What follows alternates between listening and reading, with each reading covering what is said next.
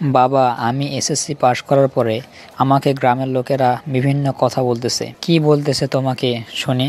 বলতেছে সবাই কাজে কাজে লেগে যাচ্ছে, তোর কোনো কাজ হচ্ছে না, কিচ্ছু করতে পারতেছিস না, তোকে দিয়ে কিচ্ছু হবে না, এরকম বিভিন্ন উপহাস করতেছে আমাকে নিয়ে। আচ্ছা ঠিক আছে বাবা, তাহলে শোনো, আমি তোমাকে ছোট্ট একটা গল্প শোনাই। এই যে জঙ্গলটা দেখতে পাচ্ছ না, এই জঙ্গলে একটা হাতি আর একটা কুকুরের খুব বন্ধুত্ব ছিল, বুঝতে পারছো?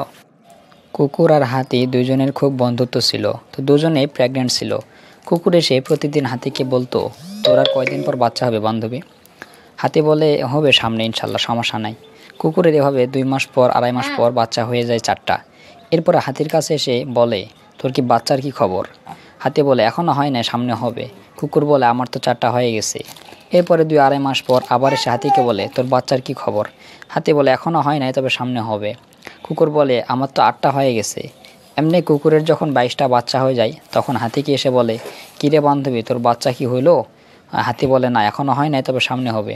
রাখ তোর সামনে সামনে, আমার তো পুরো একটা ফুটবল খেলার টিম হয়ে গেছে, আর তোর এখনও বাচ্চাই হলো না। তখন হাতি বলল, কুকুর, এটা আমার কুত্তার বাচ্চা না, ঠিক আছে, এটা আমার হাতির বাচ্চা। আমার বাচ্চা যখন ভূমিষ্ঠ হবে, পৃথিবীর সকল আকাশ বাতাস তাকে অনুভব করবে। সে যখন জঙ্গল দিয়ে হেঁটে যাবে, জঙ্গলের সমস্ত প্রাণী তাকে অনুভব করবে। এটা কুকুর না যে হাড্ডি খাওয়ার জন্য সারাদিন ঘেউ ঘেউ করবে।